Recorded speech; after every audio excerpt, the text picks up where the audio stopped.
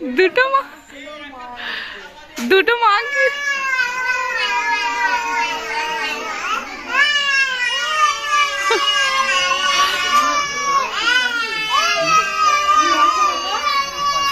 নমস্কার, কেমন আছো তোমরা সবাই? আশা করি তোমরা সবাই খুব ভালো আছো, আর আমরাও খুব ভালো আছি। এই যে বাড়িটা দেখছো, এটা হলো আমার ছোট কাকা শ্বশুরের বাড়ি, মানে অস্মির প্রিয় ছোট ঠাম্মির বাড়ি। সকালে চোখটা খুললেই এদের বাড়িতে ওকে আসতেই হবে। অস্মির প্রিয় ছোট ঠাম্মি বলে কথা, চোখটা খুললেই ছোট ঠাম্মি আর ছোট ঠাম্মি। আমি দুধের জায়গাটা দিতে এসেছিলাম, এসে দেখি দুজন মাংকি এখানেতে জানলাতে বসে আছে। আজকে আবার অস্মির বাবার আসারও কথা আছে।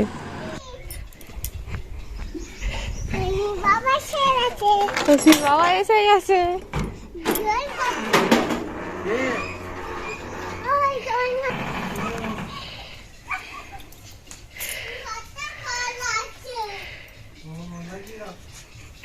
যত রকমের নালিশ, যত রকমের যা যা কথা আছে এক ধার থেকে বলবে।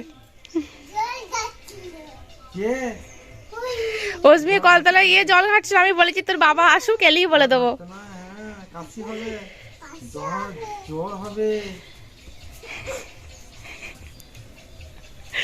কি করবে খুঁজে পায় না, কি করবে খুঁজে পায় না, বলছে আমাকে ধরতে পারবি না। চলে এসো, চলে এসো, চলে এসো, চলে এসো, বাবা চলে গেছে কিন্তু ঘরকে।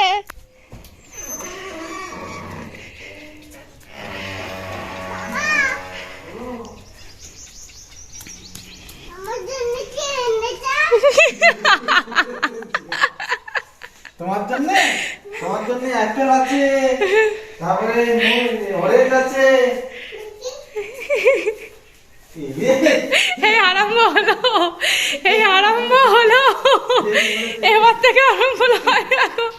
দেখো দেখো, নিচু পড়ে গেলি, ওঠ ওঠ, কিছু হয়নি, কিচ্ছু হয়নি, কিচ্ছু হয়নি, উঠে পড়, কিছু লাগেনি, লাগেনি, লাগেনি, উঠে পড়। আজকে জানো তো আবার এই পাখিটাকে ভাঙা সরিয়ে বললাম, তুমি বুঝো না কি হয়েছে। আজকে কি করেছো না তো, 6:45 সময় উঠেছে, 6:45 সময় উঠে চোখটা খুলি উঠে বসে পড়ে বলছে আমার বাবা চলে এসেছে, আবার বাবা চলে এসেছে, আমার জন্য কি এনেছে মা মা, মানে কাল রাতে বলেছি সেটা সারা রাত ধরে ভেবেছে।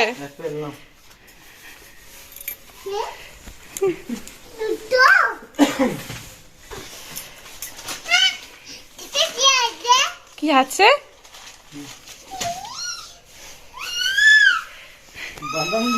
বাবা কই? আমার জন্য কত কিছু এনেছে দেখেছিস, ওগুলো সব আমার, সব আমার, আমি খাবো। হ্যাঁ তোমারই, তোমার নেবে না, নেবে না, নেবে না, মা নেবে না। হ্যাঁ তোমার এগুলো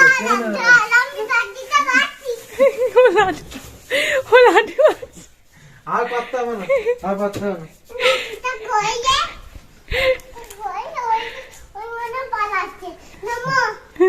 নমো কি হ্যাঁ, এবার বাবা এসে মায়ের সাথে ভাব নাই, বলতে বান করেছি যে কি বলেছি নেবো। হ্যাঁ বাবা বাবা আইডিয়া কি করবে খুঁজে পাচ্ছে না, আনন্দে কি করবে খুঁজে পাচ্ছে না। বলছি একটা এসি দিয়ে নিতে হবে। ছিঁড়ে দিয়ে দেখো দেখো দেখো দেখো দেখো দেখো,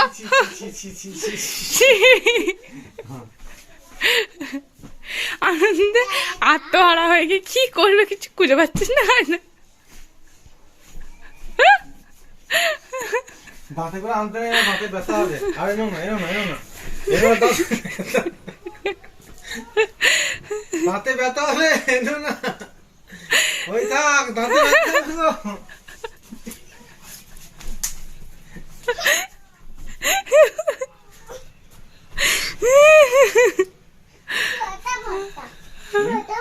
তোর একটা আমার একটা।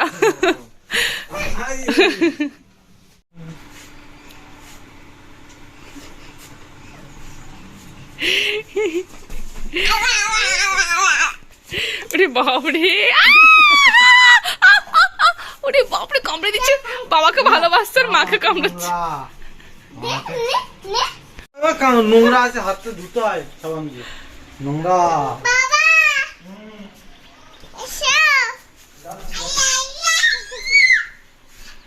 কি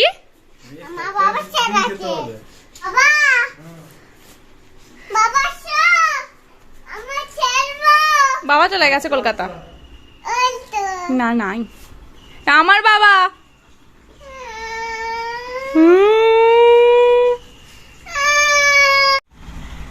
কার বাবা? না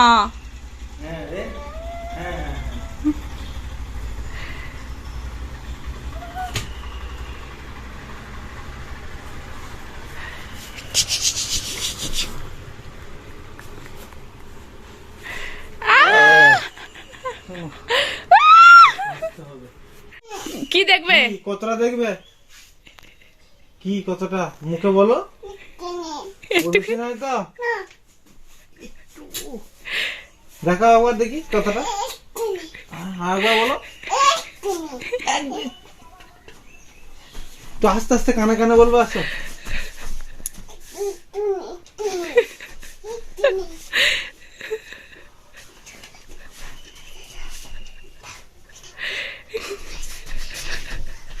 সেদিনের মুখটা করছে তুমি। তুই আগে হাতে করে দেখা কেমন কত দেখাবি। আর ফোনটা চার্জ হচ্ছে, চার্জটা হয়ে গেলে দেখো। বাহ বাহ,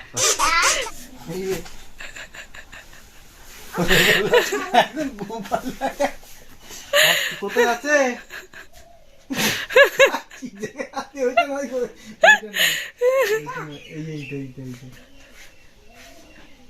তুমি ওকে শিখিও না, ও কিন্তু যা শিখবে তাই কিন্তু মনে থাকবে। ওর কারোর প্রয়োজন হবে না, নিজেই চালাবে।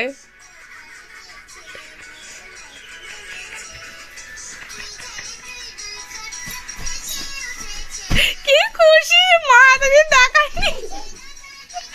কি খুশি।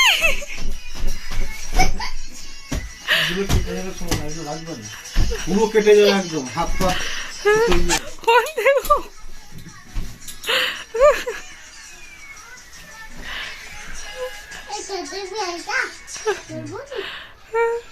কি খুশি গো, এতদিন দেখতে পাই না আমি। দেখা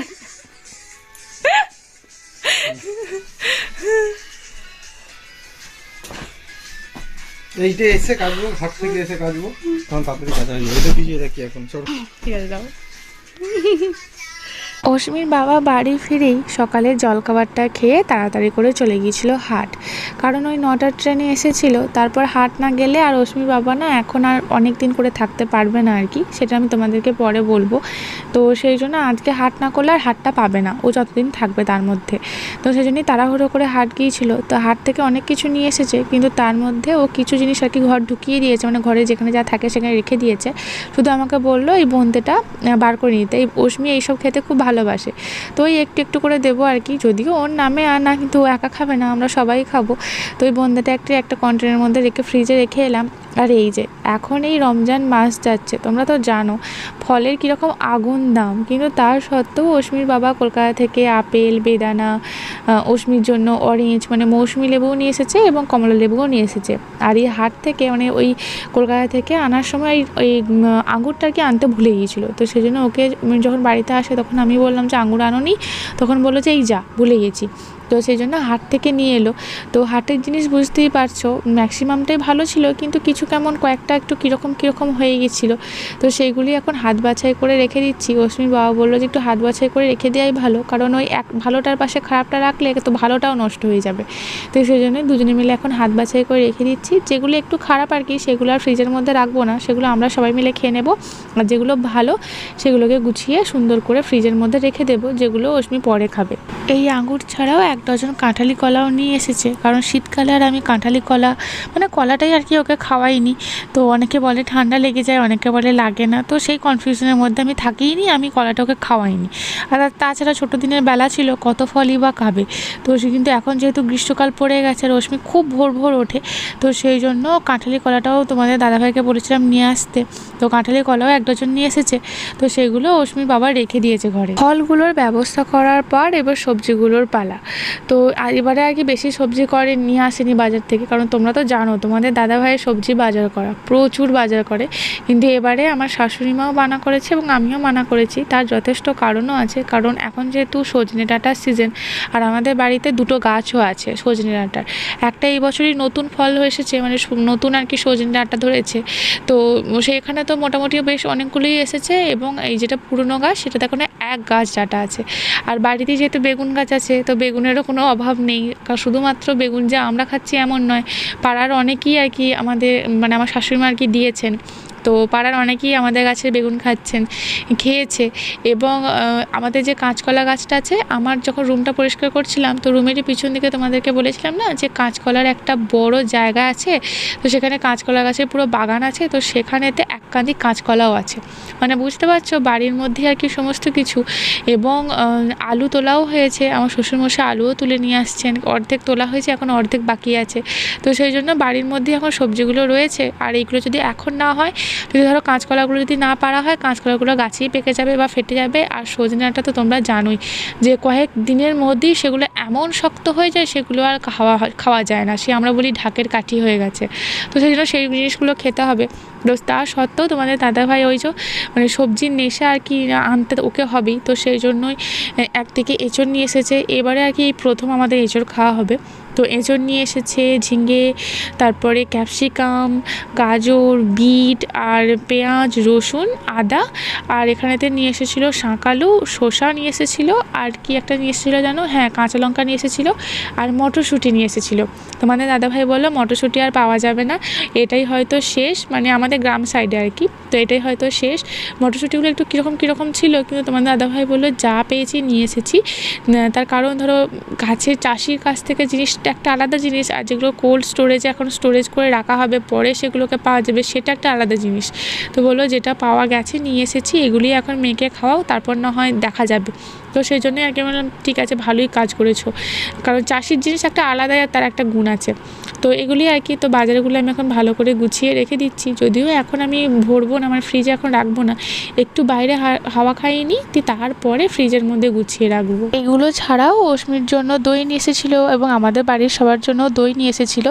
তবে অশ্মির জন্য যে দইটা নিয়ে আসে, আমি বলেছিলাম যে ছোট্ট ছোট্ট যে কন্টেনারগুলো হয় সেগুলোতে নিয়ে আসতে, কারণ এইগুলোতে না আমার খাওয়াতে সুবিধা হয়। নাহলে ধরো আজকে একটু খাওয়ালাম, কালকে একটু খাওয়ালাম, ফ্রিজে থাকা সত্ত্বেও কীরকম একটু জল কেটে যায়, তো সেটা আমার কীরকম লাগে। তো সেই জন্য বলেছিলাম যে এরকম ছোট্ট ছোট্ট কন্টেনার যেগুলো পাওয়া যায় সেগুলোতে নিয়ে আসতে। তো এরকম দইও নিয়ে এসেছিলো, এবং মাদার ডেয়ারির দইও নিয়ে এসেছিলো, 2 রকম দই নিয়ে এসেছিলো আজকে। অশ্মিনকে আজকে যে দইটা খাওয়াবো সেটা আমি আজকে আর ফ্রিজেতে রাখিনি, একটু বাইরেতে বার করে, যেহেতু খুব ঠান্ডাটা ওকে দেবো না, তো সেজন্য বাইরে বার করে একটা ছোট্ট পাতলা ডিশ দিয়ে ঢাকা দিয়ে রেখে দিলাম, একটু ঠান্ডাটা কমুক, তারপরে আমি ওকে খাইয়ে দেবো। গতকালকে তো এই ঘরটাকে ভালোভাবে পরিষ্কার করেছি, অর্গানাইজ করেছি, যেটার ভিডিও অলরেডি তোমরা সব দেখে নিয়েছো। আর মানে পরিষ্কার করতে জাস্ট মানে কী বলবো, আর এত কষ্ট হয়েছিল এবং এতটাই সময় লেগেছিল। তো স্নান, খাওয়া দাওয়া করতে, সব কিছু করতে কমপ্লিট করতে আমার প্রায় 4টে মতো বেজে গিয়েছিল দুপুর। তো সেটা তোমরা সবই জানো, কিন্তু সেই দিনে আমার আর এই ঘরটা মোছা হয়নি, মানে পরিষ্কার করে অর্গানাইজ করে ঝাঁটা দিয়ে সব ধুলো বার করে সব কিছু রেখে দিয়েছিলাম, কিন্তু মোছা মানে ঘর মোছা এই ব্যাপারটা হয়নি। তার কারণ ওই যে অশ্মিকে খাওয়ানো, ঘুম পাড়ানো, একবার ভাবলাম মুছে নিই, আর একবার ভাবলাম যে মুছবো, ঘরটার মধ্যে পুরো জল হয়ে থাকবে, অশ্মিকে তো শোয়াবো ফ্যান চালিয়ে, যদি ঠান্ডা লেগে যায়, তো সেই জন্য সেই ভয়েও বলতে পারো। আর তাছাড়া অনেকটা টাইমও হয়ে গেছিলো, আর আমার শরীরও দিচ্ছিলো না, তো সব নিয়ে আর কি ঘরটা আমার মোছা হয়নি। তো আজকে সব কিছু কাজ কমপ্লিট করে তো ভাবলাম স্নান করতে যাওয়ার আগে ঘরটাকে ভালো করে মুছে নিই। তো প্রথমেই মুছে নিয়েছি জানালার রডগুলো।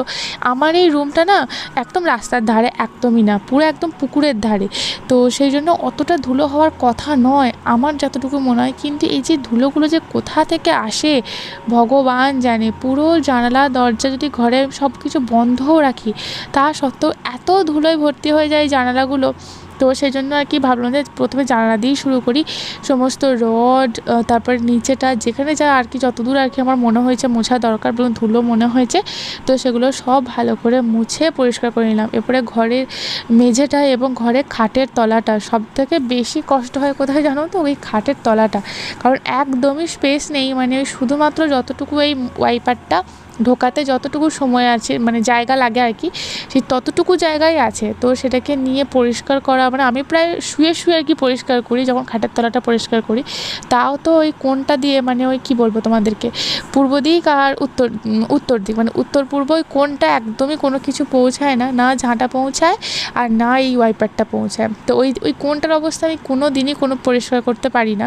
তো তোমাদের দাদাভাই একমাত্র বলে কি, যখন খাটটা তোলা হবে তখনই ওই কোণটা পরিষ্কার হবে, নাহলে কোণটা পরিষ্কার হবে না। তো ওই কোণে একদমই আমি পরিষ্কার করতে পারি না। বাকি সমস্ত জায়গাটা আমি খুব ভালোভাবে আর কি পরিষ্কার করি, যখনই পরিষ্কার করি। ডেলি বেসিসে পরিষ্কার করলেও আমি চেষ্টা করি খাটের তলাটাও যেন সবসময়তে মোছা হয়।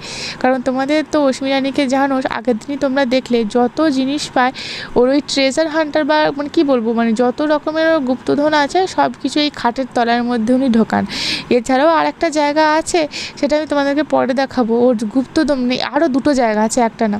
তো গুপ্তধন ঢোকানোর আর কি, যখনই কোনো কিছু পাও না পাও, যদি কিছু খুঁজে না পাও, এই 3টে জায়গা খুঁজলে মোটামুটি সব জিনিসই খুঁজে পাওয়া যায়। তো সেই জন্য চেষ্টা করি, যেহেতু খাটের তলাটাও ব্যবহার করে, হাত টাত ঢোকায়, তো সেই জন্য পরিষ্কার করাই চেষ্টা করি। তো চলো, অনেক কষ্ট করে শুয়ে বসে অনেক কাণ্ড করি, পুরো ঘরটা আমি মুছে নিলাম। এবারে যেন আমার মানে ফুল কমপ্লিট লাগছে, একটু শান্তি শান্তি লাগছে। নাহলে আগের দিনে এতটা পরিষ্কার করেও শুধু একটু মনে খুঁতখুত লাগছিলো, ইস ঘরটা মোছালো না, ধুলো নেই তাতেও মনে হচ্ছিলো যেন ধুলো লাগছে। তো আজকে সবটা আর কি ফুলফিল হলো এই ঘরটা মুছে। এখন বাজছে বৈকাল 5:30। অস্মিকে মানে লাঞ্চ করিয়ে ওকে শুয়ে দিয়েছিলাম, তারপর ও ঘুম হয়ে গেছে, তারপর ওকে দুধ খাইয়ে আমরা রেডি হয়ে চাটা খেয়ে এখন বেরোচ্ছি। তোমাদের দাদাভাই, আমি আর অস্মি। তোমরা তো জানোই তোমাদের দাদাভাই যখন বাড়ি ফেরে চেষ্টা করে একটা দিন বিকালবেলাটা অন্তত মানে শুধুমাত্র আমাদের সাথে কাটানো, একটু বাইরে বেরোলে আর কি আমাদেরও মাইন্ডটা ফ্রেশ হয়ে যায়। সত্যি খুব ভালো লাগে।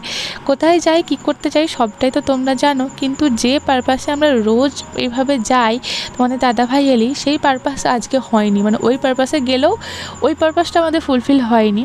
তো এই যে আমাদের অস্মি রানী কত খুশি, মানে এইভাবে ও গাড়িতে চাপতে পেলে ও আর কি আর কিছু চায় না। আর তার সাথে সাথে তো আমিও, কারণ তোমাদের দাদাভাই এলেই শুধুমাত্র আমরা দুজনে এতটা খুশি হই। তোমাদের দাদাভাই চলে গেলে শুধু অস্মি আর আমি, মানে আমি অস্মির জন্য আর অস্মি আমার জন্য বেশি, মানে আমার জন্য বেশি অস্মি। ওর জন্য আমি হলেও ওর তাছাড়াও সারাউন্ডিং অনেক ওর ভালোবাসার মানুষ আছে, অনেক আছে, কিন্তু আমার জন্য শুধুমাত্র অস্মি। তো যাই হোক চলো, তো এখন দেখো এই রাস্তাটা এত সুন্দর লাগে, কারণ এই রাস্তাটা না, এই যে দুধারে ধান চাষ হয়েছে ভোল পাল্টায়।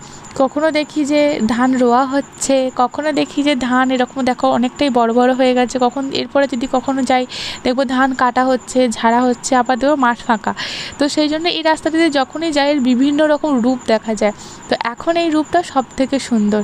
পিছনেতে দেখো সানসেট হচ্ছে, সেটাই তোমাদের সাথে দেখানোর চেষ্টা করছিলাম। আমার যে কি ভালো লাগছে, কি সুন্দর লাগছে।